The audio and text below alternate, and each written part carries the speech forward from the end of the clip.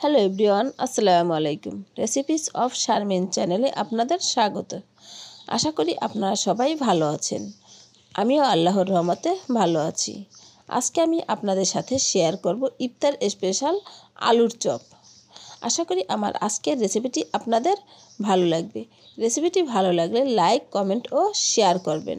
আর আমার চ্যানেলটি সাবস্ক্রাইব করে আমার পাশে থাকবেন। আলুর চপ বানানোর জন্য প্রথমে আমি আলুগুলোকে সেদ্ধ করে নিয়েছি। এখন আমি এগুলোকে হাত দিয়ে ম্যাশ করে নিব।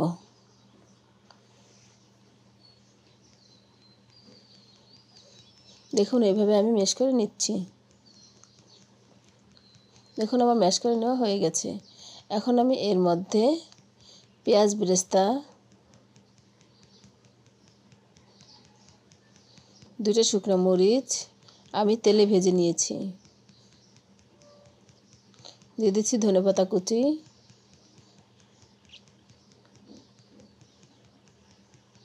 স্বাদ মতো লবণ, আর দিয়ে দেবো ম্যাজিক মশলা 1 প্যাকেট। এখন আমি মরিচ দুটোকে হাত দিয়ে একটু ডলে নিচ্ছি। এখন আমি সব কিছু আলুর সাথে মিশিয়ে নেব।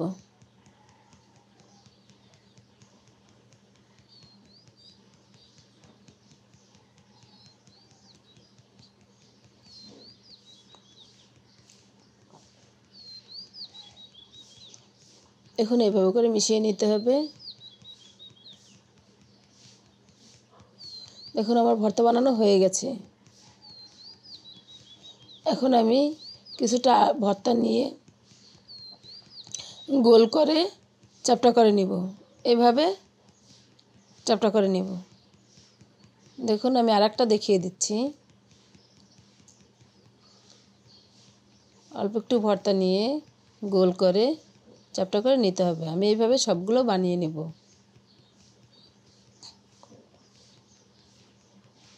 দেখুন, আমার সবগুলো বানানো হয়ে গেছে। এখন আমি এক সাইডে রেখে দিচ্ছি। এখন আমি ব্যাটার বানিয়ে নেব। ব্যাটার বানানোর জন্য আমি 1 কাপ বেসন নিয়েছি। আর দিয়ে দিব সামান্য পরিমাণে চালের গুঁড়া। এটা দিলে আলুর চপটা মুচমুচে হবে। আর দিয়ে দিচ্ছি সামান্য আদা বাটা, সামান্য রসুন বাটা, 1/2 টেবিল চামচ গরম মশলা গুঁড়ো, 1/2 টেবিল চামচ জিরে গুঁড়ো, 1/2 টেবিল চামচ হলুদ গুঁড়ো,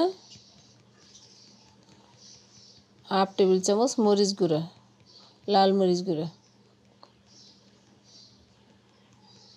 আর দিয়ে দেবো স্বাদ মতো লবণ। আর দিচ্ছি 1 টেবিল চামচ কর্নফ্লাওয়ার।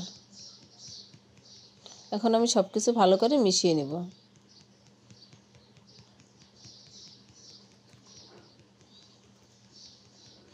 ভালো করে মিশিয়ে নেওয়ার পর এখন আমি এখানে অল্প অল্প পানি দিয়ে একটা ব্যাটার বানিয়ে নেব। এখানে একসাথে পানি দিতে যাবেন না, এতে করে ব্যাটারটা পাতলা হয়ে যাবে। অল্প অল্প পানি দিয়ে ব্যাটারটা তৈরি করতে হবে। দেখুন, আমার ব্যাটারটা তৈরি হয়ে গেছে। ব্যাটারটা বেশি পাতলাও না, একেবারে ঘন না। দেখুন, এমন হবে। এখন আমি চুলায় চলে যাচ্ছি। চুলায় একটা প্যান বসিয়ে তেল গরম করে নিয়েছি। এখন আমি এর মধ্যে আলু নিয়ে বেশ ব্যাটারে ডুবিয়ে তেলে ছেড়ে দিব। এভাবে করে আমি সবগুলো দিয়ে দেব।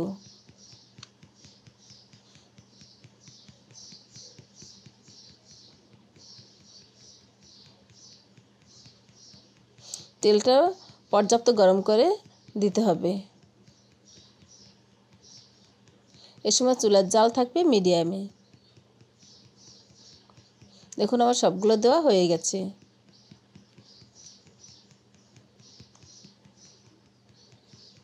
এখন আমি সবগুলোকে উল্টে দিচ্ছি।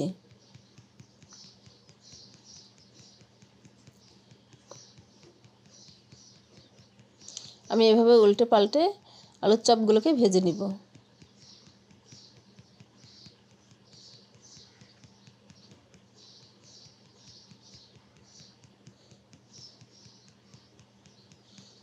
দেখুন আমার প্রায় ভাজা হয়ে এসেছে। চুলার জাল সবসময় মিডিয়ামে রাখবেন, বেশি বাড়িয়ে দিবেন না, এতে করে আলুর চপগুলো পুড়ে যাবে কিন্তু ভাজা হবে না। মিডিয়ামে দিয়ে ভাজলে আলু চপগুলো মচমচে হবে।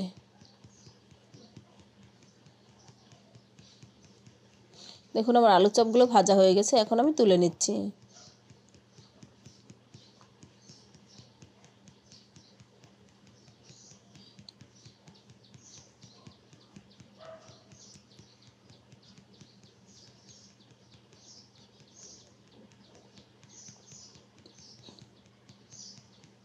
এভাবে করে আমি সবগুলো তুলে নিচ্ছি। দেখুন আমার তুলে নেওয়া হয়ে গেছে। দেখুন আলু চপগুলো দেখতে কতটা সুন্দর হয়েছে, এর কালারটা কতটা সুন্দর হয়েছে, আর এটা খেতেও অসম্ভব মজা হয়েছে। আপনার বাসায় অবশ্যই এইভাবে ট্রাই করে আমার কমেন্ট বক্সে জানাবেন যে আলু চপটা কেমন হয়েছে। আশা করি আমার আজকের রেসিপিটি আপনাদের ভালো লেগেছে। রেসিপিটি ভালো লাগলে লাইক, কমেন্ট ও শেয়ার করবেন, আর আমার চ্যানেলটি সাবস্ক্রাইব করে আমার পাশে থাকবেন। আপনারা পাশে থাকলে আমি আরও অনুপ্রাণিত হব। এতক্ষণ আমার সাথে থাকার জন্য ধন্যবাদ। আল্লাহ হাফেজ।